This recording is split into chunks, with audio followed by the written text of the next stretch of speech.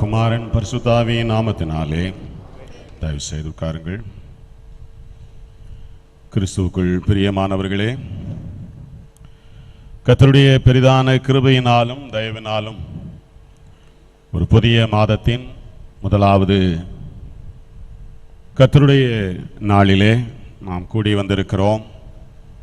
இந்த நன்னாளிலே ஆண்டவருடைய சமூகத்திலே நம்மை நாம் நிதானித்து ஆராய்வதற்கும் தேவனுடைய வார்த்தையினாலே அவருடைய வசனம் போதிக்கிறதான சத்தியங்களை பற்றி கொள்ளவும் கர்த்தர் நமக்கு வேண்டிய கிருபைகளை எல்லாம் தருவாராக.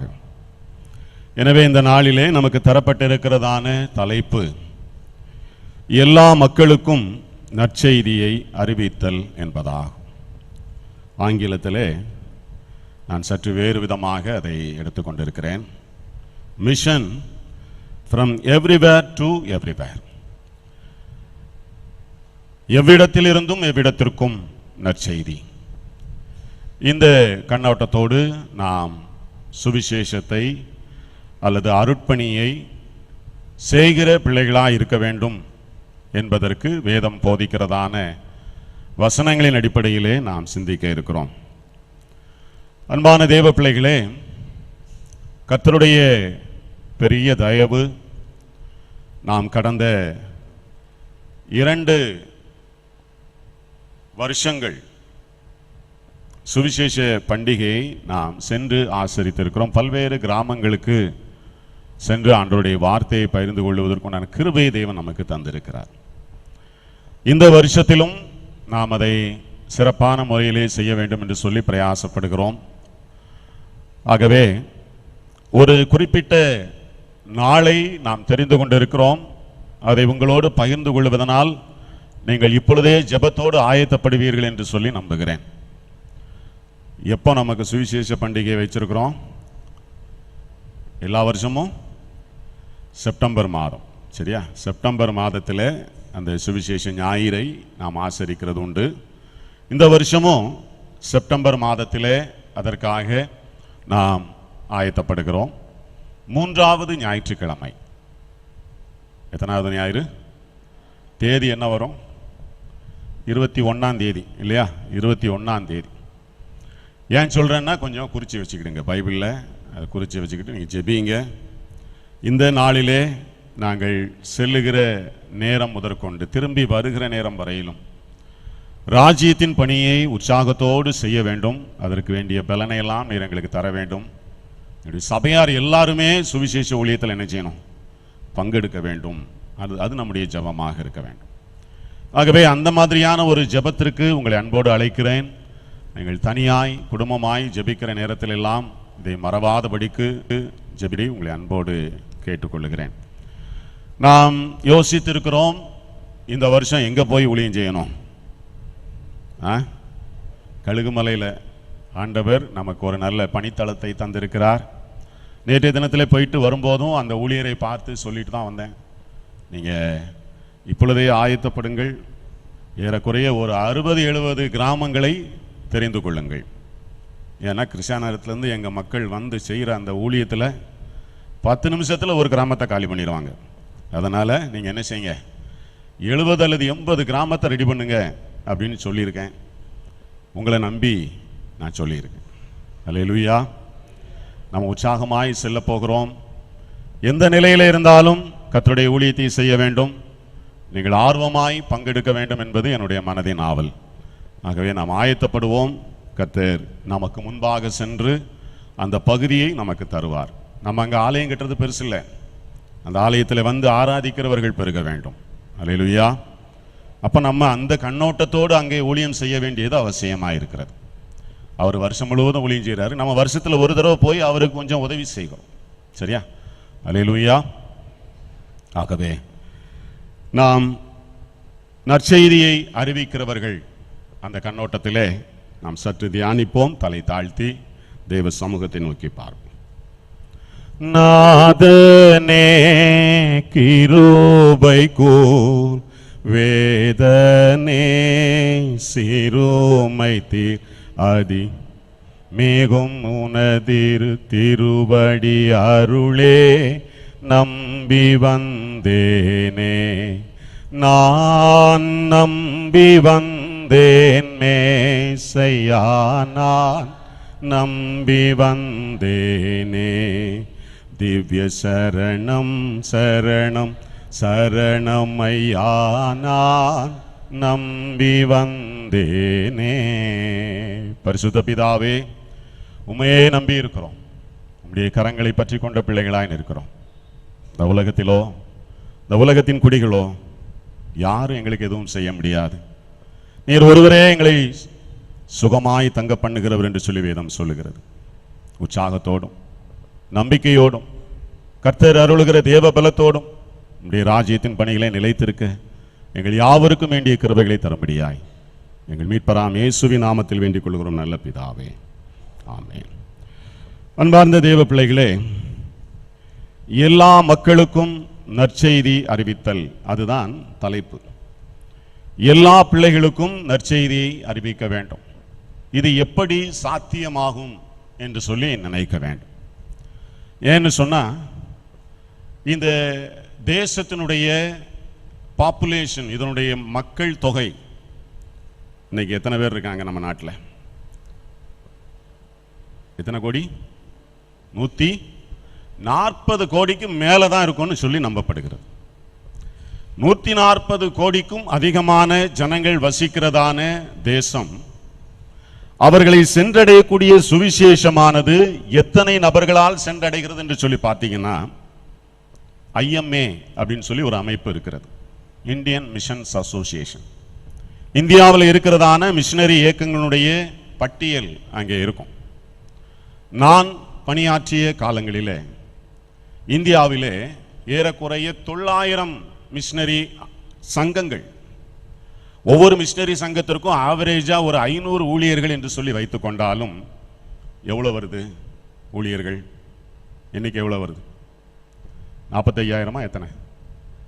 4,500. இவ்வளவுதான் இருக்கிறோம். ரொம்ப குறைஞ்ச எண்ணிக்கை. இத்தனை மிஷனரிகள் வைத்துக்கொண்டு எத்தனை பேரை பார்க்கணும்? 140 கோடி ஜனங்களை சந்திக்க வேண்டியிருக்கிறது. அது சாத்தியமாகுமா? அது நடக்குமா? கொஞ்சம் யோசிக்கும். ஏனென்றால் வேதம் நமக்கு காண்பிக்கிறதான வசனங்களின் அடிப்படையிலே சிந்திக்கும் பொழுது, தனிப்பட்ட ஒரு நபராலேயோ ஒரு சில கூட்டத்தினராலேயோ தேவனுடைய ராஜ்யத்தின் பணியை அறிவித்து செயலாற்றி விட முடியாது. என்ன செய்யணும்? கர்த்தருடைய பிள்ளைகளாய் யாரெல்லாம் தங்களை நினைக்கிறார்களோ எல்லாரிடத்தில் இருந்தும் சுவிசேஷம் எழும்ப வேண்டும். அதனால தான் அந்த தலைப்பு, எவ்விடத்திலிருந்தும் எவ்விடம் நோக்கி. எல்லா இடத்திலும் எல்லாரிடத்திலும் இருந்தும் சுவிசேஷம் கிளம்ப வேண்டும். இந்த ஆலயத்தில் 1500 உறுப்பினர்கள் இருக்கிறோம், அல்லது அடல்ட்ஸ் இருக்கிறோம்னு சொல்லி வச்சுக்கொள்வோம். ஒரு உதாரணத்துக்கு 1400 பேரிடத்தில் இருந்தும் சுவிசேஷம் கிளம்ப வேண்டும், எழும்ப வேண்டும். 1400 பேரும் வார்த்தையை கொண்டு போய் சேர்க்கிற கருவிகளாக மாற வேண்டும். அப்பந்தான் இந்த நாட்டில் சுவிசேஷம் ரீச் ஆகிறது, சென்றடைகிறது என்பதற்கான சாத்தியக்கூறுகள் உண்டாகும் என்பதை புரிந்து கொள்ள வேண்டும். ஆகவே நற்செய்தியை பரப்புகிற பிள்ளைகளாய் நம்மை நாம் அர்ப்பணித்திருக்கிறோம். அது நமது முக்கியமான பொறுப்பு. அதை மறுதலித்து விட்டு திருச்சபையானது தான் இயங்குகிற ஒன்றாக காண்பிக்க முடியாது. திருச்சபையில் ஆத்துமாதாய பணி அல்லது சுவிசேஷ பணி இது எங்களுக்கு கிடையாது. இதை நாங்கள் தூக்கி ஓரமாக வச்சிடறோம். மற்ற எல்லாத்தையும் நாங்கள் செய்வோம், பொதுநல பணிகளை செய்வோம், ஏழைகளுக்கு உதவுவோம், அதை செய்வோம், இதை செய்வோம், ஆனால் எல்லாத்தையும் செய்வோம், சுவிசேஷ பணியை மட்டும் செய்ய மாட்டோம் அப்படின்னு சொல்லி தள்ளி வச்சுட்டோம் இருந்தோம்னு சொன்னால், வேதத்தின் அடிப்படையில் பார்க்கும்போது அந்த சபை ஒரு உயிருள்ள சபை அல்ல என்பது சொல்லப்படுகிறது. அது உண்மையாகவே கிறிஸ்துவின் சபையாக இருக்க முடியாது. அவருடைய திருச்சபையின் உபதேசத்தை அல்லது கிறிஸ்துவின் சத்தியத்தை கொண்டு போய் சேர்ப்பதற்கு இடமில்லாத ஒரு சபை கிறிஸ்துவின் சபையாக இருக்க முடியாது. நாம் நம்மை ஆராய்ந்து பார்க்க வேண்டியவர்களாக இருக்கிறோம். கிரேக்கத்தில் யுவாஞ்சலியோன் என்கிற ஒரு வார்த்தை, அதனுடைய அர்த்தம் என்னன்னு சொன்னா குட் நியூஸ் அல்லது குட் மெசேஜ் என்று அர்த்தம். 2 வார்த்தைகள் சேர்ந்து இருக்கிறது. அதுல யூ, இ யூ. அந்த யூ அப்படிங்கிற அந்த வார்த்தைக்கு என்ன அர்த்தம்னு சொன்னா குட், நல்ல. ஏஞ்சலியோன் என்கிற இன்னொரு வார்த்தை, அது மெசஞ்சர். இப்ப நமக்கு புரியும் நினைக்கிறேன். ஏஞ்சல் அப்படிங்கிற ஒரு வார்த்தையை பயன்படுத்துறோம் இல்லையா? ஏஞ்சலுக்கு என்ன வேலை? செய்தியை கொண்டு போய். ஏஞ்சல்னா யாரு? நம்ம வீட்டில் இருக்கிற ஏஞ்சல் இல்லை. ஏஞ்சல் யாரு? தூதர்கள், செய்தியை கொண்டு போய் சேர்க்கிறவர்கள். அதனால தான் அதுல மெசஞ்சர், அதனுடைய அர்த்தம் அது. அதுக்காகத்தான் ஏஞ்சல். யூ அப்படிங்கிற அந்த வார்த்தைக்கு நல்லன்னு அர்த்தம். நாம தினம் தினம் கர்த்தருடைய சமூகத்திலே வருகிறோம் இல்லையா? நம்முடைய ஆலயத்தில் தினம் என்ன இருக்கு? காலையில என்ன இருக்கு சொல்லுங்க? நற்கருணை இருக்கிறது. நற்கருணை இருக்கிறது. நற்கருணைன்னா என்ன அர்த்தம்? நல்ல கருணை, குட் ஹாரிஸ். அதனால தான் அதுக்கு பேரு யூகாரிஸ்ட். அந்த யூகாரிஸ்ட்ங்கிற அந்த யூ, அது நல்ல என்கிற வார்த்தையை சொல்லுகிறது. ஆகவே நாம் கொண்டு போய் சேர்க்க வேண்டியது எதுவென்றால் நல்ல செய்தியை கொண்டு போய் சேர்க்க போகிறோம். கிராமங்களை சந்தித்து கிறிஸ்துவை அறிவிப்பதற்காக ஆயத்தப்படுகிறோமே, நாம் கொண்டு போய் சேர்க்க வேண்டியது அவர்களுடைய வாழ்விலே நல்ல செய்தியாக அது கொண்டு போய் சேர்க்கப்பட வேண்டும். நம்ம போய் நீ மனம் திரும்பு, நீ இப்படியெல்லாம் இதெல்லாம் கும்பிடாத, உனக்கு சாபம் வரும், நீ நல்லா இருக்கணும்னா இயேசுவை நம்பு, இதுவா சுவிசேஷம்? சுவிசேஷம் இப்படியா சொல்லணும்? இப்படியா சொல்லணும்? நிறைய பிரச்சனைகளுக்கு காரணம் இப்படிப்பட்ட வார்த்தைகளை பயன்படுத்தக்கூடிய நபர்கள். அது இல்லை. சுவிசேஷம் என்பது நல்ல செய்தியை கொண்டு போய் சேர்த்தல். போய் சொல்லணும், உன் வீட்டில் இருக்கிற அந்த பாடுகள், அந்த பிரச்சனைகள், அந்த போராட்டங்கள், இது எல்லாவற்றிற்கும் முடிவு உண்டு. சாபத்தை தகர்த்தெறிகிற ஒரு இயேசு இருக்கிறார்.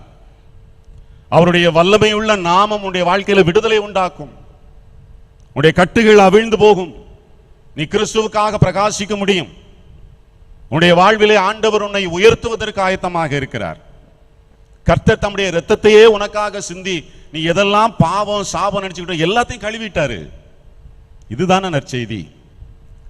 எனக்கு இனிமே எதிர்காலமே இல்லைன்னு சொல்லி நினைத்து கொண்டு இருக்கிற பிள்ளைகளை, இல்லை, உனக்கு ஒரு மறுவாழ்வு உண்டு, இன்னும் உனக்கு ஒரு சந்தர்ப்பம் இருக்கிறது என்று கர்த்தருடைய வார்த்தையை கொண்டு போய் சேர்க்கிறது தான் நற்செய்தி.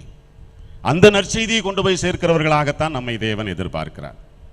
அதுல அந்த கிரேக்க சொல்லு இன்னொரு ஃபார்ம்ல மாறி வரும்போது அது எவ்விதமாய் உச்சரிக்கப்படுகிறது என்று சொன்னால் யுவாஞ்சலிஸ்டோ என்கிற வார்த்தையாக மாறுகிறது. யுவாஞ்சலிஸ்டோ அப்படின்னு மாறுது. இதுல இருந்தா இவாஞ்சலிக்கல், இவாஞ்சலிசம் அப்படிங்கிற வார்த்தை வருகிறது. அந்த இவாஞ்சலிஸ்டோ என்கிறதான வார்த்தைக்கு என்ன அர்த்தம் சொன்னா, அது நற்செய்தி மாத்திரம் கிடையாது. முதல்ல சொன்ன யுவாஞ்சலியோன்னு சொன்னா நற்செய்தி. இப்ப யுவாஞ்சலிஸ்டோ அப்படின்னு சொன்னா நற்செய்தி ஆகிறேன், நானே நற்செய்தியாக மாறுகிறேன், நானே நற்செய்தியாக வாழுகிறேன். அன்பான தேவ பிள்ளைகளே, இந்த இந்திய தேசத்திற்கு சுவிசேஷம் வந்து எத்தனை வருஷம் ஆச்சு? யாராவது ஒருத்தர் வருஷம் சொல்லுங்க, சொல்லுங்க பாப்போம். வெள்ளக்காரன் வந்த பிறகு சுவிசேஷம் வந்துச்சா? எப்ப இருந்து இந்தியாவில் சுவிசேஷம் சொல்லப்படுது? என் மொழியெல்லாம் பார்த்தா உங்களெல்லாம் கூட்டிட்டு போய் நம்ம என்ன ஊழியம் செய்ய போறோம்னு தெரியல. அல்லேலூயா. இந்தியாவுக்கு சுவிசேஷம் வந்து எத்தனை வருஷம் ஆச்சு? எத்தனை வருஷம்? அவங்க உஜாரா இருக்காங்க, ஆண்கள் ரொம்ப உஜாரா இருக்காங்க, பெண்களுக்கு நம்பிக்கையே இல்லை போல் இருக்கு இல்லையா? 2000 வருஷம் ஆகிவிட்டது. 2000 வருஷம் ஆயிட்டு. பரிசுத்த தோமா கேரளாவுக்கு முதலாவது வந்தார். அவர் வந்து கால் வைத்த நாள் முதல் இந்த தேசத்தில் என்ன சொல்லப்பட்டிருக்கிறது? சுவிசேஷம் சொல்லப்பட்டு கொண்டிருக்கிறது. நாம நினைச்சுக்கிட்டு இருக்கிறோம் வெள்ளக்காரன் வந்த பிறகுதான் சுவிசேஷம். இல்லை, அது ஒரு உத்வேகம் அடைந்தது. ஆனால் 2000 வருஷத்துக்கு முன்னாலே சுவிசேஷம் வந்துருச்சு. ஆனாலும் இந்த நாட்டில் சுவிசேஷம் சென்றடைய தூரத்திற்கு சென்றடையவில்லை. காரணம் ஏன்? சுவிசேஷம் சொல்லப்பட்டதே ஒழிய சுவிசேஷத்தை சொல்லியவர்கள் சுவிசேஷமாக மாறவில்லை. நற்செய்தி சொல்லப்பட்டதே ஒழிய சொல்லியவர்களே நற்செய்தியாக மாறவில்லை. அவர்களே நற்செய்தியாக உபயோகப்படுத்தப்பட வேண்டும், அவர்களே நற்செய்தியாக மாற வேண்டும். அன்பான தேவ பிள்ளைகளே, அதுதான் தோல்வியை நமக்கு காண்பிக்கிறது. இனியாவது நான் நற்செய்தியாக மாறுவேன் என்கிறதான ஒரு முனைப்பு நம்மிடத்தில் உண்டாக வேண்டியது அவசியமாக இருக்கிறது. அப்பொழுது இந்த ராஜ்யம் கிறிஸ்துவுக்கு என்று ஆதாயப்படுத்தப்படும். சில விஷயங்களை நாம் சிந்தித்து கடந்து செல்லலாம். நேரமாயிட்டு வேகமாய் நாம் கடந்து செல்வோம். முதலாவதாக, நற்செய்தியை நாம் யாருக்கு அறிவிக்க வேண்டும்? எவருக்கு நற்செய்தி, யாருக்கு நாம் நற்செய்தி அறிவிக்க வேண்டும்? To whom the good news? யாருக்கு நற்செய்தி? ரோமர் 11:21 எடுத்துக்கொள்வோம். ரோமர் 11:21 சொல்லப்பட்டிருக்கிறது, கிறிஸ்துவின் நாமம் சொல்லப்பட்டிராத இடங்களில் சுவிசேஷத்தை அறிவிக்கும்படி நாடுகிறேன். பவுல் சொல்லுகிறார், சுவிசேஷம் சொல்லப்பட்டிராத இடங்களிலே அறிவிக்கப்பட வேண்டும். இதுதான் சுவிசேஷத்தினுடைய முக்கியமான முதல் கோலாக இருக்க வேண்டும். யாருக்கு நற்செய்தி? அந்த தெளிவு நம்மிடத்தில் இருக்க வேண்டும். சொல்லப்பட்டிராத மக்களுக்கு, கிறிஸ்துவின் நாமம் சொல்லப்பட்டிராத இடங்கள் இன்னும் இந்த இந்திய தேசத்தில் பல இருக்கிறது. நம்ம நாட்டில் எத்தனை கிராமங்கள் இருக்குன்னு தெரியுமா? 6,40,930 கிராமங்கள் இருக்கிறதா. 7 லட்சம் கிராமம்னு சொல்லுவாங்க. சரியாக சொல்லும் பொழுது 6,40,930 கிராமங்கள். 2011 வருஷத்தினுடைய கணக்கெடுப்பின்படி இத்தனை கிராமங்கள் இருக்கிறது. இந்த நாட்டில் பின்கோடு ஏரியாஸ் அது எத்தனை இருக்கு? 9 பின்கோடு ஏரியாஸ் இருக்கு. அதில் 8 மாநிலங்களுக்கு, 9வது நம்பர் அரசாங்கத்திற்கு, இராணுவத்திற்கு. அப்போ 8 பின்கோடு ஏரியாக்கள் இருக்கு. நமக்கு என்ன பின்கோடு ஏரியா? நமக்கு எதில் ஆரம்பிக்கும்? 6ல் ஆரம்பிக்கும். இது போன்று பல ரீஜன்களாக பிரிக்கப்பட்டு 8 பின்கோடு ஏரியாஸ் இருக்கிறது. அது எல்லாமே லட்சத்திலே முடியக்கூடியது. அன்பான தேவ பிள்ளைகளே, அவ்வளவு பகுதிகள் இருக்கிறது, அவ்வளவு இடங்கள் இருக்கிறது. அதிகாரப்பூர்வமாக இந்த தேசத்தில் பேசப்படுகிற மொழிகள் 22 மொழிகள், 22 லாங்குவேஜ் அரசாங்கம் அங்கீகாரம் கொடுத்திருக்கிறது, அபிஷியல் லாங்குவேஜ் என்று சொல்லி. அதுல இல்லாத பல லட்சக்கணக்கான கோடிக்கணக்கான மக்கள் பேசக்கூடிய மொழிகள் 1400 1600 மொழிகள் இந்த இந்திய தேசத்தில் பேசப்படுகிறது. நமக்கு தெரியாது. நமக்கு தெரிஞ்சதெல்லாம் தமிழ்நாடு. நம்ம சுகமாய் வாழ்ந்து கொண்டு இருக்கிறோம். இங்க அநேக பிரச்சனைகள் நம்மை சேர்வதில்லை. நமக்கு தெரியாது. அதெல்லாம் 1600 மொழிகள் பேசக்கூடியதான மக்கள் இருக்கிறார்கள். 2000 இனக்குழுக்கள் இருக்கிறார்கள். எத்தனை குரூப்ஸ்? 2000க்கும் அதிகமான இனக்குழுக்கள். அதுல 700 இனக்குழுக்கள் ஆதிவாசி இனக்குழுக்கள். அந்த 700 குழுக்களிலே 38%க்கும் அதிகமாக இருக்கக்கூடிய, இந்தியாவிலேயே மிக அதிக ஜனத்தொகையில் இருக்கக்கூடிய ஆதிவாசிகள் பீல் ஆதிவாசி இனக்குழுக்கள். அதுல சின்ன ஒரு இனமும் இருக்கிறது. அதுக்கு பேரு டொட்டோ, பெங்கால் மாநிலத்திலே இருக்கக்கூடிய அந்த இனக்குழு. மிக குறைந்த எண்ணிக்கையில் இருக்கிறவர்கள் அவர்கள் தான். இப்படி தேசமானது நமக்கு முன்பாக பல கோணங்களிலே பரிமணித்துக் கொண்டிருக்கிறது. நம் சுவிசேஷத்தை நாம் எந்த கோணத்திலே அதை நாம் கையில் எடுக்கிறோம், அதை செயல்படுத்துகிறோம். அருமையான தேவ பிள்ளைகளே, இந்த வாரத்தில் நம்மை நாம் தேவ சமூகத்திலே நற்செய்தி பணிக்கென்றே விசேஷமாக அர்ப்பணித்து ஜெபிப்போம். நாம் ஒரு ஆயத்தம் அடைய வேண்டியது அவசியமாக இருக்கிறது. தனிப்பட்ட முறையிலாக நாம் ஒவ்வொருவரும் சுவிசேஷமாய் மாறாத வரையிலும் நம்ம எவ்வளவு முயற்சி எடுத்தாலும் பிரயாசப்பட்டால் இந்த தேசம் சந்திக்கப்படாது. அது அவசியமான ஒன்றாக இருக்கிறது. ஆகவே யாருக்கு நற்செய்தி என்கிற தெளிவை நாம் பெற்றுக்கொள்ள வேண்டும். 1 ராஜாக்களின் புஸ்தகம் 17ஆம் அதிகாரம் 10ஆம் வசனத்திலிருந்து 12ஆம் வசனம் வரையிலும் ஒரு சம்பவம் குறிப்பிடப்பட்டிருக்கிறது. 1 ராஜாக்கள் 17:10 12 வரையும் பார்த்தீங்கன்னா, அங்கே சாவை தேடிய ஒரு விதவை பெண் இருக்கிறாள். அந்த அம்மா பேர் என்ன பேரு? பேர் போட்டிருக்கா? பேர் போடல. அதுக்கு என்ன பேர் சொல்றாங்க? சாரிபாத் விதவை. இந்த அம்மா ஊர் பேரை தான் சொல்றாங்க. இந்த சாரிபாத்தின் விதவை, அந்த அம்மா ஒரு வேலை செய்யறா. காட்டுல போய் என்ன பண்றாங்க? விறகு பொறுக்கிறாங்க. நம்ம எல்லாருமே பல வேலைகளை செய்கிறோம், பல தொழிலை செய்கிறோம். நம்ம செய்கிற ஒவ்வொரு வேலைக்கும் ஒரு குறிக்கோள் இருக்கும், ஒரு டார்கெட் இருக்கும் இல்லையா? நான் எதுக்கு இவ்வளவு வியாபாரத்துக்காக அலைகிறேன், போக்குவரத்து நிறைய டிராவல் பண்றேன், என் பிள்ளைங்க நல்லா இருக்கணும், என் குடும்பத்துக்கு நான் கொடுக்கணும், என் குடும்பத்தை நான் நல்லா கட்டணும், வீடு கட்டணும், பெரிய ஒரு ஆசை எதிர்பார்ப்போடு நாம தொழிலை செய்கிறோம், வேலையை செய்கிறோம். இந்த அம்மா ஒரு வேலை பார்த்துக்கிட்டு இருந்தா, விறகை பொறுக்கி கொண்டிருந்தாள். இவளுடைய நோக்கம் என்னவாக இருந்தது என்று சொன்னால் சாகணும். இந்த அம்மாவுடைய நோக்கம் என்னது? சாகணும். தேவனுடைய மனுஷன் வந்து கேட்கிறான், எனக்கு நீ அடையை சுட்டு கொண்டுட்டு வா. அப்போ அந்த ஆள் சொல்ற, அந்த அம்மா சொல்றாங்க, என்கிட்ட கொஞ்சம் தான் இருக்கு, விறக பொறுக்கிட்டு இருக்கிறேன், இதை வச்சு நானும் என் குமாரனும் சாப்பிட்டுட்டு சாவ போறோம். அப்ப அவர்கள் பயணித்த அவருடைய இலக்கு என்னவென்றால் சாவு.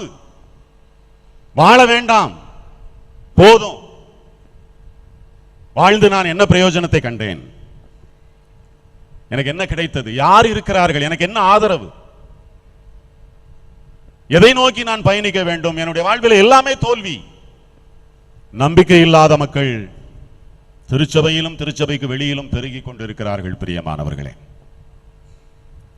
சாவை நோக்கி நகர்ந்து கொண்டிருந்த ஒரு பெண்ணிடத்தில் கர்த்தர் தன்னுடைய தாசனை அனுப்பி நற்செய்தியாக, வாழ்வு இருக்கிறது, இன்னும் உனக்கு எதிர்காலம் இருக்கிறது, உன்னை வாழ வைக்கிற ஆண்டவர் இருக்கிறார், உனக்கான எதிர்காலம் இன்னும் மங்கி போகவில்லை என்பதை தெரிவிப்பது ஒரு நற்செய்தியாக அவளுக்கு கடந்து சென்றது. அந்த வசனம், அந்த பகுதி முடியும் போது நாம் பார்க்கிறோம், பஞ்சகாலம் முழுவதும் போஷிக்கப்பட்டார்கள், ஒரு குறைவில்லை, குறைவில்லாது காக்கிற தேவனுடைய கரம் நற்செய்தியாய் ஜனங்களுக்குள்ளே கடந்து செல்ல வேண்டும். அதற்கு நீங்களும் நானும் கருவியாக மாறணும். 2 ராஜாக்களின் புஸ்தகம் 7ஆம் அதிகாரம் 3-4 வசனங்களை பார்க்கும்போது இங்கே சாவை தேடிய ஒரு 4 பேர்களை நாம் பார்க்க முடியும். இங்கேயும் 4 பேர் சாவணும்னு ஆசைப்படுறான், சாவணும்னு அலைகிறான். அவங்க யாரு? குஷ்டரோகிகள்.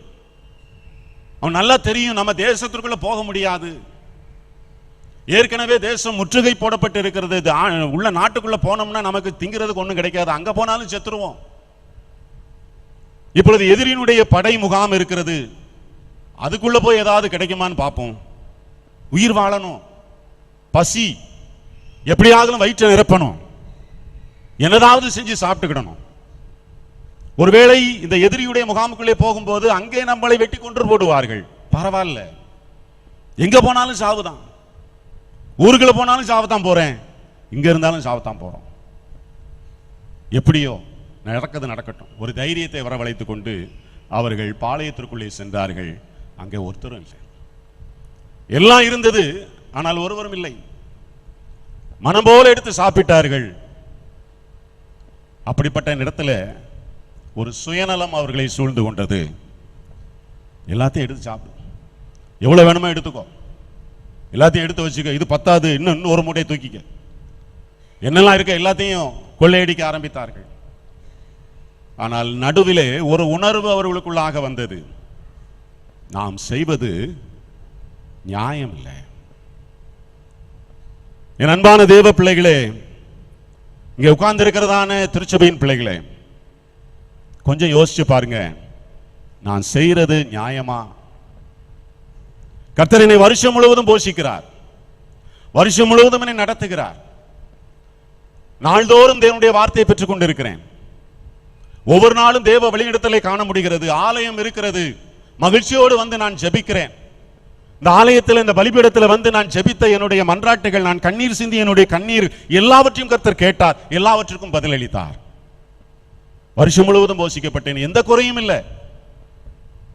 இந்த சாக்கியங்கள் சிறிதும் இல்லாத எத்தனை மக்கள் இருக்கிறார்கள், வறுமையிலே வாடிக்கொண்டிருக்கிற எத்தனை மக்கள் இருக்கிறார்கள், வேத வசனமே இல்லாத நிலையிலே காணப்படக்கூடிய எத்தனை ஜனங்கள் வாழ்ந்து கொண்டிருக்கிற, பாவத்திலே அழிந்து கொண்டிருக்கிற கோடி கோடியான மக்கள் எவ்வளவு பேர் இருக்கிறார்களே. மிக பரந்த தேசத்திலே வாழ்கிறோம். உலகத்திலே 6வது மிகப்பெரிய நாடு நம்ம நாடு. இந்திய நாடு ஒரு சின்ன நாடு கிடையாது, மிகப்பெரிய தேசம். பல கோடிக்கணக்கான மக்கள் வாழ்ந்து கொண்டிருக்கிறார்கள். ஒவ்வொரு நாளும் பல கோடிக்கணக்கான மக்கள் பாவத்திலே செத்துக் கொண்டிருக்கிறார்கள். நான் என்ன செய்றேன்? நான் சுகபோகமாய் வாழுகிறேன், எல்லா விஷயங்களையும் என்ஜாய் பண்றேன், மற்றவர்களை குறித்து எனக்கு கொஞ்சம் அக்கறை இல்லை. நான் வாழ்ந்தா போதும், என் குடும்பம் வாழ்ந்தா போதும், என் பிள்ளைங்க நல்லா இருந்தா போதும், எனக்கு உண்டான காரியங்களை நான் செட் பண்ணிக்கிறேன், என்னுடைய செட்டில்மெண்ட் தான் முக்கியம். வேதம் சொல்லுகிறது, அவர்களுக்குள்ளாக ஆண்டவர் பேசினார், நீ செய்யறது நியாயம் இல்லை, நீ செய்வது அநியாயம். உணர்த்தப்பட்டார்கள். சொன்னாங்க, பொழுது விடுகிற வரைக்கும் நம்ம இப்படியே இருந்தோம்னா அது தப்பு, குற்றம் நம்ம மேல் சுமரும். நாம போய் இங்க சாப்பாடு இருக்குன்னு போய் சொல்லுவோம். தேசத்துக்குள்ள அநேகர் செத்து கொண்டு இருக்கிறார்கள், உணவுதான் தேவை, உணவு இங்க இருக்கு, அதை சொல்லிடுவோம். சுவிசேஷம் அறிவித்தல் என்பது என்னதுன்னு சொன்னா, சாப்பாட்டுக்கே இல்லாம நாளைக்கு சாவக்கூடிய நிலைமையில ஒருத்தன் இருப்பான் பாத்தீங்களா, அவன்கிட்ட போய் அந்த இடத்துல சாப்பாடு கிடைக்குன்னு சொல்றது தான் சுவிசேஷம். அங்க போனேன்னா நீ பழச்சிக்கிடுவ, இதை செஞ்சேன்னா நீ பழச்சிக்கிடுவ, இந்த வார்த்தையை நீ நம்பினா நீ பிழைத்துக் கொள்ளுவாய். இதுதான் சுவிசேஷம். இந்த நற்செய்தியை சொல்லுவதற்காகத்தான் நாம் அழைக்கப்படுகிறோம். அந்த குஷ்டரோகிகள் சுயநலமா தான் ஆரம்பிச்சாங்க. ஒருவேளை இங்க இருக்கிற நம்மிலே பலர் நாம் சுயநலவாதிகளாக இருக்கலாம். ஆனால் ஒரு உணர்வடைவோம், வார்த்தை நமக்கு தரப்பட்டிருக்கிறது, நீ செய்வது நியாயமல்ல. அழிந்து கொண்டிருக்கிற ஆத்மாக்கள் கோடி கோடியாய் லட்ச லட்சமாய் நரகத்தின் வாசலுக்குள்ளாய் பிரவேசித்துக் கொண்டிருக்கிறார்கள். நான் என்ன செய்ய போறேன்? நான் பெற்றுக்கொண்டு இருக்கிற இந்த சுகபோகத்தை நான் தொடர்ந்து அனுபவிக்க போகிறேன். நான் வேதம் சொல்லுகிற சுகபோகமாய் வாழுகிறவள் உயிரோடே செத்தவள். என் அன்பான தேவ பிள்ளைகளே, நாம் சுவிசேஷத்தை நற்செய்தியை அறிவிப்பதற்காக தெரிந்து கொள்ளப்பட்டவர்கள். மத்தேயு 4:23 மற்றும் 9:35 வசனங்கள் சொல்லுகிறது, இயேசு தேவையோடு இருக்கிறவர்களுக்கு சென்று சுவிசேஷத்தை அறிவித்தார். சகல நோய்களோடும் வியாதிகளோடும் கட்டுண்ட நிலையில் இருந்த பிள்ளைகளுக்கு விடுதலையை கொண்டு போய் சேர்த்தார். அதுதான் நாம் செய்ய வேண்டிய வேலை. மார்க் 1:15 சொல்லுகிறது, மனம் திரும்ப வேண்டியவர்களுக்கு சுவிசேஷத்தை அறிவித்தார்கள். மார்க் 16:15 சொல்லுகிறது, சகல சிருஷ்டி, யாரையுமே விட்டு வைக்க வேண்டியதில்லை, எல்லோருக்கும் சுவிசேஷம். இந்த தலைப்பு இதோடு தான் பொருந்துகிறது. ஆகவே நாம் யாருக்கு சுவிசேஷம் அறிவிக்க வேண்டும் என்பதை குறித்த தெளிவை உடையவர்களாக இருப்போம். இரண்டாவதாக, ஏன் நற்செய்தி அறிவிக்க வேண்டும்? அந்த கேள்வி நமக்குள்ளாக வரும். Why the good news preached? நாம் ஏன் கர்த்தருடைய நற்செய்தியை கொண்டு போய் சொல்ல வேண்டும்? வெளிப்படுத்தின விசேஷம் 6ஆம் அதிகாரம் 10ஆம் வசனத்தை எடுத்துக்கொள்வோம். வெளிப்படுத்தல் 10:6, 10ஆம் அதிகாரம் 6ஆம் வசனம். வாசிங்க ஒருவர்.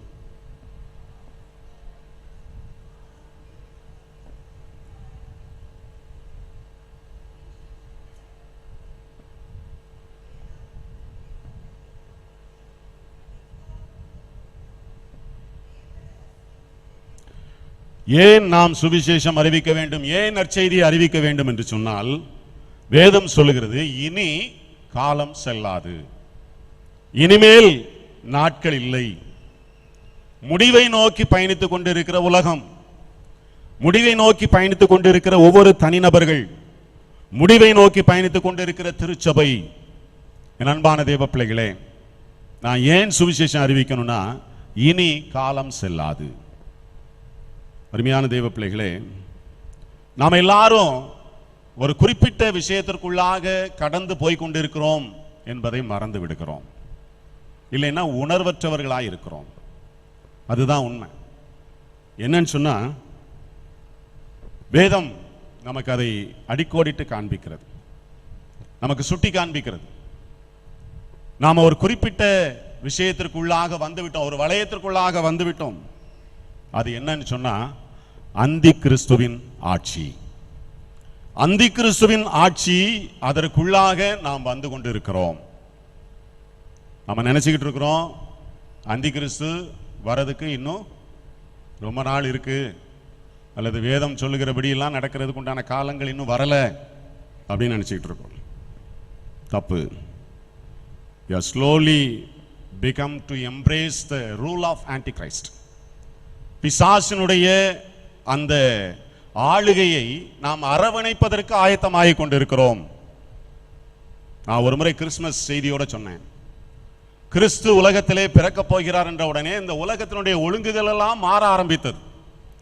பல ஆண்டுகளுக்கு முன்பாகவே சில மாற்றங்கள் உருவாகியது. எங்கு பார்த்தாலும் ரோம அரசாட்சி உண்டானது, எங்கு பார்த்தாலும் கிரேக்க மொழி பரப்பப்பட்டது. அது கிரேக்க மொழியானது பலன் கொள்ள ஆரம்பித்தது. இதெல்லாம் எதுக்குன்னு சொன்னா, கிறிஸ்து பிறக்க போகிறார், சுவிசேஷம் செல்ல வேண்டும்.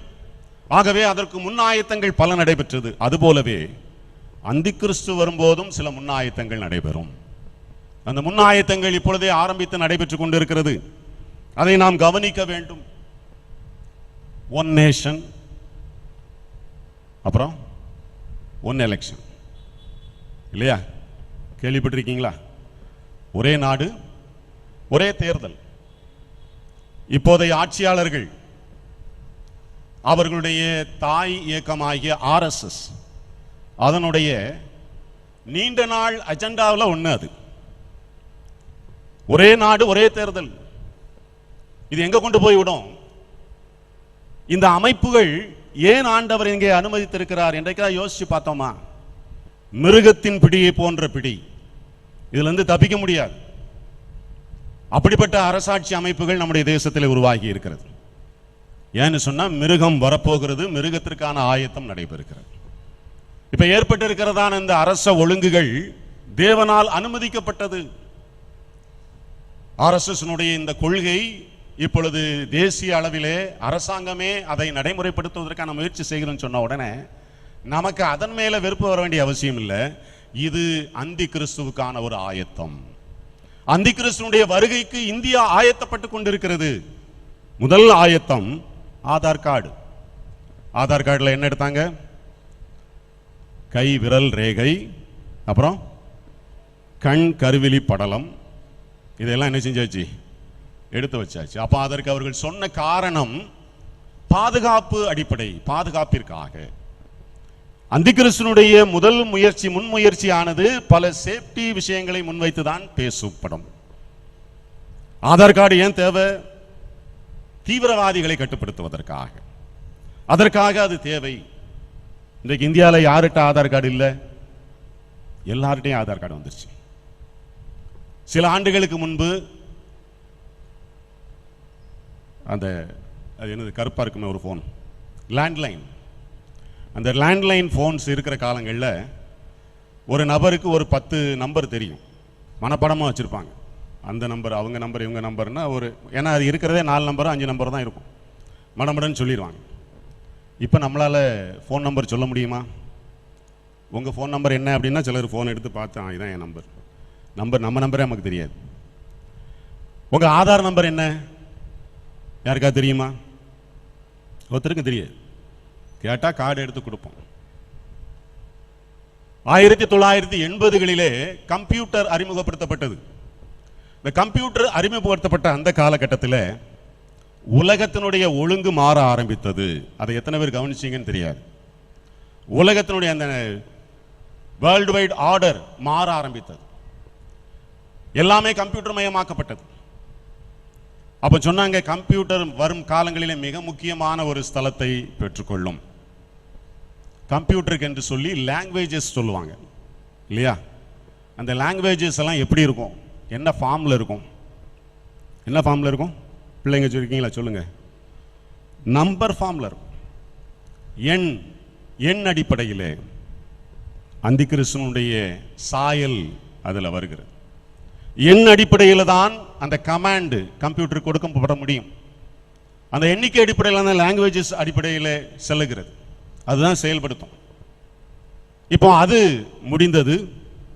அந்த கம்ப்யூட்டருடைய காலங்கள் நிறைவு பெற்று அது அடுத்த கட்டத்திற்கு வளர்ச்சி அடைந்திருக்கிறது. இப்போ எப்படி அது வளர்ச்சி அடைந்திருக்கிறது என்று சொன்னால், புதிய காரியங்கள் சொல்லப்படுகிறது. சரியா? கம்ப்யூட்டர் என்கிறதான அந்த விஷயம் அடுத்த கட்டத்திற்கு வரும்பொழுது ஏஐ டெக்னாலஜி என்று புதிய உருவத்திலே நாம் இப்பொழுது பெற்றுக்கொண்டிருக்கிறோம். இந்த ஏஐ டெக்னாலஜி என்னன்னு சொன்னா, ஆர்டிஃபிஷியல் இன்டெலிஜென்ஸ். அதாவது தமிழ்ல என்ன சொல்லலாம்? செயற்கை நுண்ணறிவு செயற்கை நுண்ணறிவு. அப்போ இந்த செயற்கை நுண்ணறிவு என்பது கம்ப்யூட்டர் எந்த அடுத்த கட்டத்திற்கு எடுத்துட்டு போகுதுன்னு சொன்னா, கம்ப்யூட்டர்கள் வந்த பிற்பாடு ரோபோ டெக்னாலஜி என்கிற ஒரு விஷயம் வந்தது. இயந்திர மனிதன் வெளிப்படுத்தின விசேஷத்துல எதுவுமே பொய்யா சொல்லலை, எல்லாமே சத்தியம். கோகு மா கோகு என்கிறதான யுத்தங்கள் வரும் பொழுது கோடிக்கணக்கான யுத்த வீரர்கள் எழும்பி வருவார்கள். கோடிக்கணக்கான யுத்த வீரர்கள் எங்கிருந்து வருவாங்க?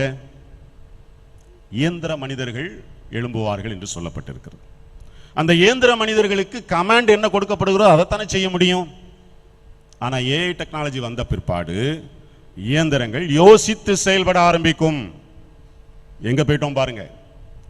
வரும் நாட்களிலே இயந்திரங்கள் யோசிக்க ஆரம்பிச்சிருவோம். உங்களை மாதிரி என்ன மாதிரி அதுவும் சிந்திக்கும்.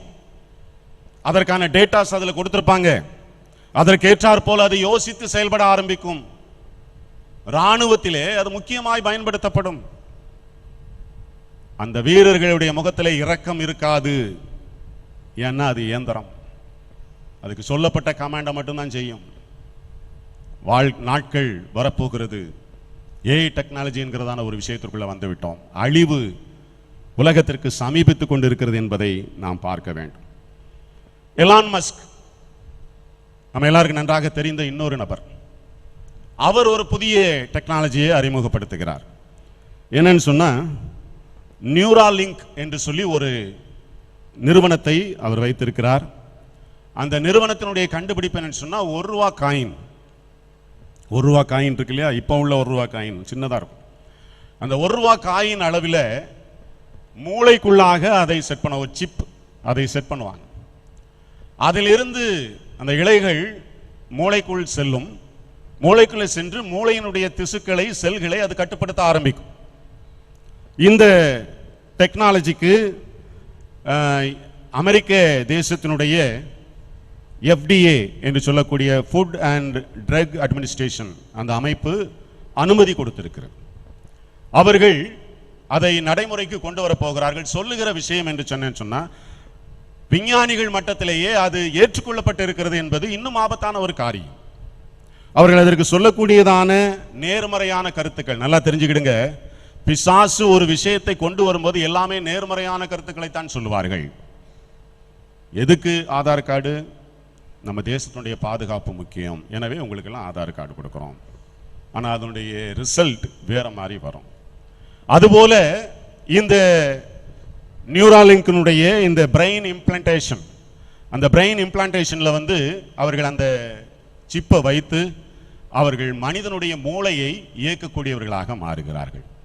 மனிதனுடைய மூளையிலே அவர்கள் சொல்லுகிற காரியம், இந்த பிரெயினுக்குள்ள அதை வைக்கிறதுனால பேரலைசேஷன், கை கால் விழுந்து போகிறது, இந்த மாதிரியான சுகவீனங்கள் முன்னதாகவே கண்டறியப்பட்டு சுகப்படுத்தப்படும். அதுல வாய்ப்பு இருக்கிறது. ரெண்டாவது ஆட்டிசம் சொல்லக்கூடியதான கை எலும்பு மூட்டுகளுக்குள்ளே ஏற்படக்கூடிய வலிகள், அதனால தேய்மானங்கள், இன்னும் பலவீனங்கள், இதெல்லாம் சரி பண்ணிடலாம்.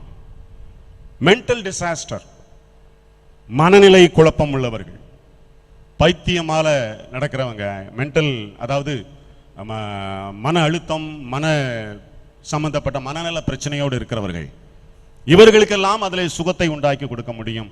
மருத்துவ காரணங்களைத்தான் சொல்லுகிறார்கள். ஏன்னா அப்பந்தான் மக்கள் மத்தியிலே அது செல்லும், மக்கள் அதை ஏற்றுக்கொள்ளுவார்கள், எடுத்துக்கொள்ளுவார்கள். நாட்கள் வர இருக்கிறது, அதனுடைய ரிசல்ட் வேறு மாதிரியாக வரும் என்பதை நாம் புரிந்து கொள்ள வேண்டும். இந்த சிப் போன்ற காரியத்தை இன்னும் வரும் நாட்களிலே அவர்கள் வேறு வடிவிலே கொண்டு வருவார்கள். வேதவசனம் சொல்லுகிறது, வெளிப்படுத்தின விசேஷம் 13 அதனுடைய 16 முதல் 18 வசனங்களை பார்க்கும்போது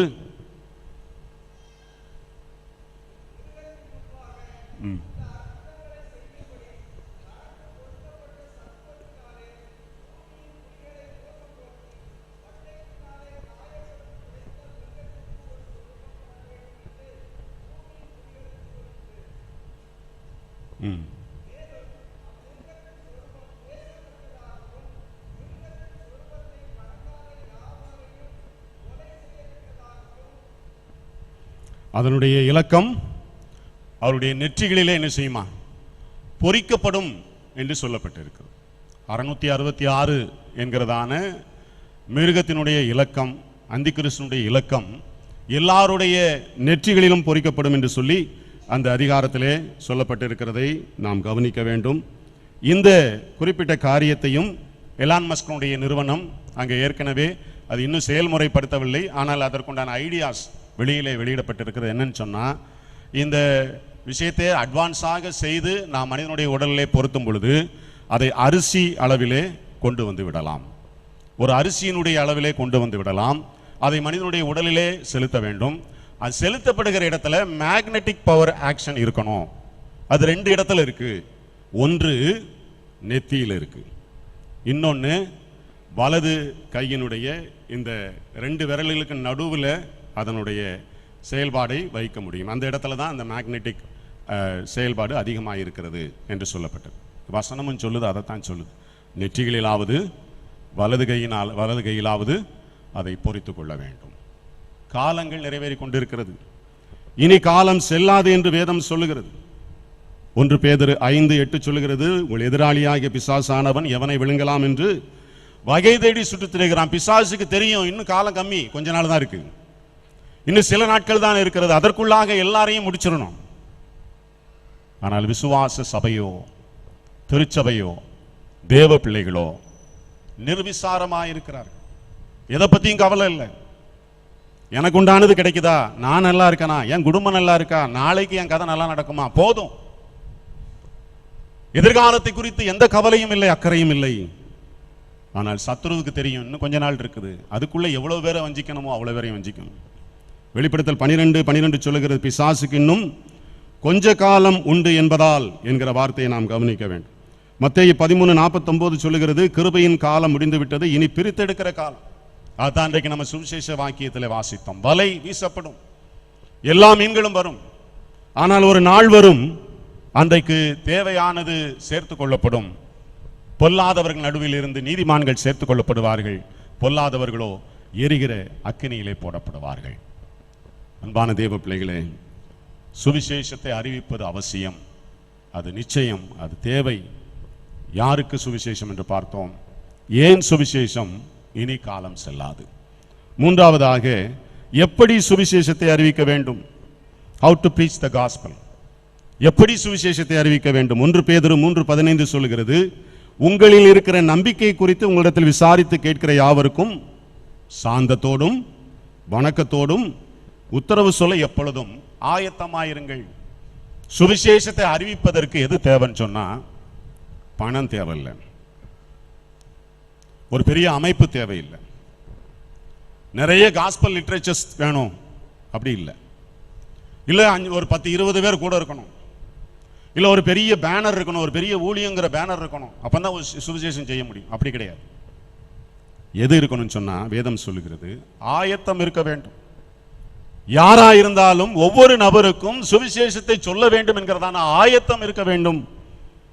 அன்பான தேவ பிள்ளைகளே, பவுல் எப்பொழுதும் ஆயத்தத்தோடு தான் இருந்தார். எபேசியர் 6:15 வாசிக்கும் போது அங்கே சர்வாயுத வர்க்கத்தை குறித்து சொல்லப்பட்டிருக்கிற போது அது சொல்லுது, சமாதானத்தின் சுவிசேஷத்திற்குரிய ஆயத்தம் என்னும் பாதரட்சை. செருப்பு போட்டாதான் போக முடியும். ஆயத்தம், பாதரட்சை போன்றதான ஒரு ஆயத்தம். சுவிசேஷத்தை சொல்லுவதற்கு ஆயத்தம் இல்லைன்னா அதை சொல்ல முடியாது. எப்பொழுதும் ஆயத்தமாயிருங்கள், எப்பொழுதும் ரெடியா இருங்க. யார் கிடைப்பாங்களோ அவர்களிடத்தில் கர்த்தருடைய வார்த்தையை பகிர்ந்து கொள்ளுங்கள். நம்மோடு இருக்கிறதான அந்நிய ஜனங்கள், கிறிஸ்துவை அறியாதவர்கள், கிறிஸ்துவின் மந்தைக்கு வெளியிலே இருக்கக்கூடியவர்களை இந்த ஆயத்தத்தோடு சந்திக்க வேண்டும் என்பது அவசியமாயிருக்கிறது. 2 தீமோத்தேயு 2:9 சொல்லுகிறது, எந்த நிலையிலும் நற்செய்தியை அறிவிக்க வேண்டும். நான் சொல்றேன், நான் கட்டுண்ட நிலைமையில் இருக்கேன், ஜெயிலில் இருக்கேன், ஆனாலும் சுவிசேஷம் போகணும். என் மூலமாக என்னெல்லாம் செய்ய முடியுமோ அதெல்லாம் செய்து நான் நற்செய்தியை அறிவிக்கிறவனாக மாறுகிறேன். அப்போஸ்தலர் 8:4 பார்க்கிறோம், சிதறடிக்கப்பட்டார்கள், வீட்டில் இருக்க முடியல, வீட்டை விட்டு அடித்து துரத்தப்பட்டார்கள். கிறிஸ்துவை நம்பினவர்கள் ஒரு ஊர்ல இருக்க முடியல, ஒரு குடும்பமா ஒரு இடத்துல இருக்க முடியல, அடித்து விரட்டப்பட்டார்கள். ஆனால் எங்கெல்லாம் சிதறடிக்கப்பட்டார்களோ அங்கெல்லாம் சுவிசேஷத்தை சொன்னார்கள். வாழ்க்கை இழந்துட்டோம் நினைச்சாங்க, சொத்துக்கள் போச்சே என்று நினைத்தார்கள். ஐயோ, இவ்வளவு நாள் வாழ்ந்த ஊரை விட்டு நம்மளை அடிச்சு விரட்டிட்டானே, எதை பத்தியும் கவலைப்படல. ராஜ்யத்தின் சுவிசேஷம் அவர்களுக்கு முக்கியமாக இருந்தது. அவர்கள் சுவிசேஷத்தை மாத்திரம் அறிவித்தார்கள். சிதறடிக்கப்பட்டதை நினைத்து வருத்தப்படல, கர்த்தருடைய ராஜ்யத்தின் சுவிசேஷத்தை சொன்னார்கள். அப்போஸ்தலர் 8ஆம் அதிகாரத்தின் 40ஆம் வசனத்தில் பிலிப்பு என்று சொல்லி ஒரு நபரை பார்க்கிறோம். இந்த பிலிப்பு என்ன சொல்லப்பட்டிருக்கிறது? ஆசோத்திலே காணப்பட்டான். முதலாவது எத்தியோப்பிய மந்திரிக்கு உதவி செய்தான். அவன் மனம் திரும்புவதற்கு அவனுக்கு ஆண்டவருடைய வார்த்தையை சொன்னான். அவனை ஞானஸ்நானம் எடுப்பதற்கு வழி நடத்தினான். இவ்வளவு முடிஞ்ச உடனே பரிசுத்த ஆவியானவர் அவனை வேறு இடத்திற்கு அழைத்து சென்றார். அவன் ஆசோத்திலே காணப்பட்டான் என்று சொல்லப்பட்டிருக்கிறது. ஆனால் 21ஆம் அதிகாரத்தின் 8-9 வசனங்களை நீங்கள் வாசிக்கும் போது அந்த பிலிப்பினுடைய ஊர், அவன் வாழ்ந்த ஒரு நகரம் செசரியா என்கிற பட்டணம். இப்ப இந்த வசனத்தின்படி பார்க்கும்போது அவன் ஆசோத்திலே காணப்பட்டு செசரியாவுக்கு வரும் வழியில் வருகிற வரையிலும் கிறிஸ்துவை பிரசங்கித்தான், இயேசுவை அறிவித்தான். வீட்டுக்கு போகும்போதும் அவன் இயேசுவை அறிவித்தான். வீட்டிலிருந்து வெளியே வந்தாலும் இயேசுவை அறிவித்தான். எங்கெல்லாம் போக முடியுதோ அங்கெல்லாம் ஆயத்தத்தோடு கிறிஸ்துவை பறைசாற்றுகிற பிள்ளையாக வாழ்ந்தான். அன்பான தேவ பிள்ளைகள், அதுதான் ஆதி திருச்சபையினுடைய வெற்றிக்கு காரணமாக இருந்தது. எங்கெல்லாம் போறாங்களோ எல்லாரும் சுவிசேஷத்தை சொன்னாங்க. எங்கிருந்தும் எவ்விடத்தும் நற்செய்தி, அதுதான் வெற்றியை கொண்டு வரும். மற்றபடி நம்ம நிறைய சாதிச்சிட்டோம், நல்ல அழகான ஆலயத்தை கட்டியிருக்கோம், அப்படி பண்ணியிருக்கோம், இப்படி பண்ணியிருக்கோம், எங்ககிட்ட இது இருக்கு அது இருக்கு, இதவா நம்ம கொண்டு போய் சேர்க்க போகுது? இதுவா நமக்கு ஆண்டவருடைய சமூகத்தில் ரெகக்னிஷனை உண்டு பண்ணும்? கிடையாது. எத்தனை ஆத்துமாக்கள், எத்தனை தேவ பிள்ளைகளை ஆண்டவருடைய ராஜ்யத்திற்கு என்று ஆயத்தப்படுத்தி இருக்கிறோம். எத்தனை பேரை கிறிஸ்துவின் மந்தைக்கு அழைத்து வந்திருக்கிறோம். 1 கொரிந்தியர் 9:16 சொல்கிறது, சுவிசேஷம் அறிவிப்பது நம்ம எல்லார் மேலேயும் விழுந்த கடமை. அது ஒரு ரெஸ்பான்சிபிலிட்டி, சொல்லித்தான் ஆகணும். டிராஃபிக்ல போறீங்க, ஒன்வே போட்டிருக்கு, அதில் போகக்கூடாது. போய் கொஞ்ச தூரம் போன உடனே போலீஸ்காரர் பிடிக்கிறாரு. ஏன் இதில் வந்த? தெரியாது, தெரியாமல் வந்துட்டேன். விட்டுருவானா? ஃபைனை போட்டு அனுப்போம். ஏன்னா சட்டம் சொல்லுது, கீழ்ப்படிந்துதான் ஆகணும். வேதம் சொல்லுகிறது சுவிசேஷம் உண்மையில் விழுந்த கடமை. நீ அதை மறுப்பு சொல்ல முடியாது, அதை செஞ்சுதான் ஆகணும். செய்யாவிட்டால் ஐயோ, அது சாபம், அது கேட்டை உண்டாக்கும், குடும்பத்திலே ஆசீர்வாத குறைவை உண்டாக்கும். அறிவிக்கணும், கர்த்தருடைய வார்த்தையை கொண்டு போய் சேர்க்க வேண்டும். ராஜ்யத்தின் சுவிசேஷத்தை அறியாத ஜனங்களிலே, கட்டுண்ட மக்கள் நடுவிலே, பிசாசின் கரங்களிலே அகப்பட்ட நிலைமையில் இருக்கிற பிள்ளைகளுக்கு கொண்டு போய் சேர்ப்பது உங்களுடைய என்னுடைய கடமையா இருக்கிறது என்பதை நாம் மறந்துவிடக்கூடாது. பிரியமான தேவ பிள்ளைகளே, நாம் கர்த்தருடைய காரியத்தை நிச்சயமாய் தேவனுடைய ராஜ்யத்தின் பணியிலே உற்சாகத்தோடு நம்மை கொண்டு போய் சேர்க்க வேண்டும். ஏனென்றால் வேதவசனம் சொல்கிறது, அதை மாத்திரம் சொல்லி முடிக்கிறேன். 1 தெசலோனிக்கேயர் 2ஆம் அதிகாரத்தின் 4ஆம் வசனம் சொல்லுகிறது, அவர் நம்மை உத்தமர் என்று எண்ணி இருக்கிறார். உங்களை என்னையும் நல்லவங்கன்னு சொல்லி ஆண்டவர் எண்ணி இருக்கிறார். இந்த பிள்ளை, இந்த என்னுடைய மகன், இந்த என்னுடைய மகள் நிச்சயமாய் எனக்கு என்னுடைய காரியத்தை மறந்து விட மாட்டாள். என்னுடைய ராஜ்யத்தின் சுவிசேஷத்தை கொண்டு போய் சேர்ப்பாள். 1 தீமோத்தேயு 2:12 சொல்லுகிறது, என்னை பலப்படுத்துகிற நம்முடைய கர்த்தராகிய இயேசு கிறிஸ்து என்னை உண்மை உள்ளவன் என்று சொல்லி எண்ணிக்கொண்டிருக்கிறார். உங்களை என்னை ஆண்டவர், இவன் உண்மை உள்ள பிள்ளை, அவன் பெற்றுக்கொண்ட வசனத்தை தனக்குள்ளே வச்சுக்கிட மாட்டான், எப்படியாவது கொண்டு போய் இன்னொருவருக்கு சேர்ப்பான். தலை தாழ்த்தி ஜெபிப்போம். நல்ல பிதாவே, உடைய கரத்திலே எங்களை ஒப்புக் கொடுக்கிறோம். சுவிசேஷம் அறிவித்தல் எங்கள் மேல் விழுந்த கடமை. அதை நாங்கள் உதாசீனப்படுத்தி தள்ளிவிட முடியாது. அது எங்கள் மேல் விழுந்த கடமை. அதை நாங்கள் செய்யாமல் இருக்க முடியாது. நீர் எங்களை உண்மை உள்ளவர் என்று சொல்லி நம்பி இருக்கிறீர். எங்களை உத்தமர் என்று சொல்லி கர்த்தர் எண்ணிக்கொண்டிருக்கிறீர். நாங்கள் எங்களுடைய பொறுப்பை உதாசீனப்படுத்தக்கூடாது. அர்ப்பணிக்கிறோம். வரும் நாட்களிலே எங்களுக்கான சந்தர்ப்பங்கள், தருணங்கள் தரப்படும் பொழுது கர்த்தருடைய ராஜ்யத்தின் பணியை உற்சாகத்தோடு செய்யத்தக்கதான கிருபையை ஒவ்வொருவருக்கும் நிறைவாய் தந்தருள வேண்டும் என்று இயேசுவின் நாமத்திலே வேண்டிக் கொள்கிறோம் நல்ல பிதாவே.